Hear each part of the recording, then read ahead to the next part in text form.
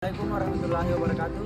Perkenalkan, nama saya Muhammad Dirgas Firman, NIM 250301501022.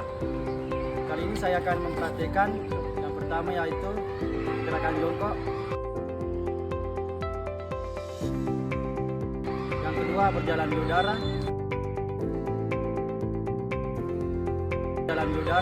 Dan yang ketiga, gerakan menggantung.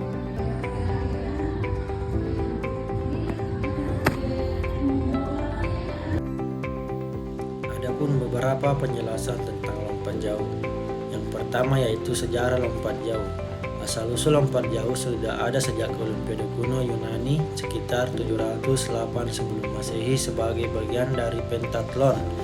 Tujuan awalnya adalah menguji kekuatan dan kelincahan para prajurit yang melompati parit atau rintangan di medan perang. Perkembangan modernnya mulai dipertandingkan secara resmi di Olimpiade modern pertama Athena 1896 untuk putra. Dan yang kedua, lapangan dan peralatan lapangan lompat jauh terdiri dari beberapa bagian penting. Yang pertama, lintasan awalan atau runway, panjangnya minimal 40 meter, lebar 1,22 meter, permukaannya biasanya tartan atau bahan sintetis. Atlet berlari di sini untuk membangun kecepatan sebelum tolakan. Dan yang kedua, papan tolakan atau take off board. Jarak dari papan ke awal bak pasir sekitar 1 meter untuk senior. Dan yang ketiga, panjang papan 1,2 meter, lebar 20 cm, warnanya kontras, biasanya putih agar mudah dilihat oleh juri. Di depan papan ada plastisin untuk melihat apakah kaki melewati batas pole. Dan yang ketiga, peraturan dasar lompat jauh. Atlet berlari di lintasan dan melakukan tolakan tepat di papan. Tidak boleh melewati papan tolakan saat menolak. Kalau kaki menyentuh bagian depan atau depan papan, maka foul. Lompatan dihitung dari tepi papan tolakan terdekat ke bekas pertama yang ditinggalkan bagian tubuh di pasir. Biasanya tiap atlet mendapat 3 percobaan pada babak awal. Yang terbaik masuk final dan dapat 3 lompatan tambahan. Hasil yang terbaik hanya yang dicatat.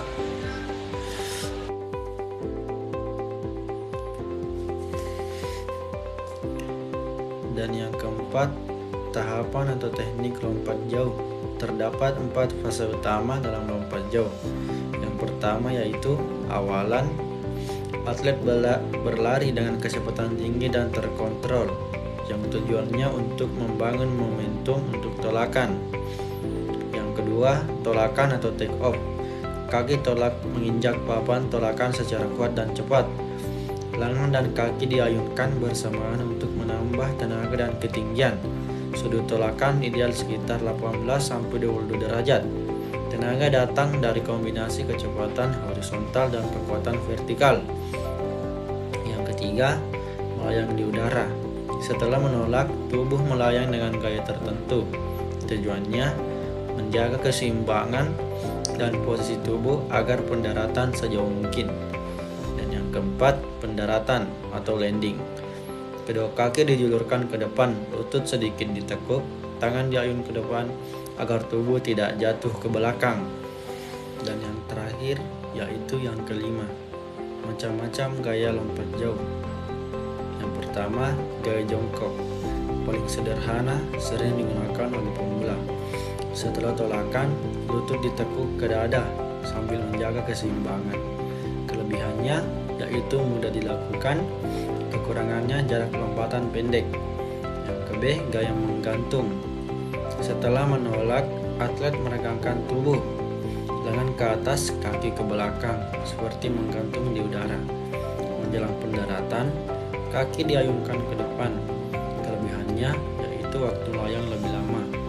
Kekurangannya butuh kontrol tubuh yang baik. Dan C, gaya berjalan di udara.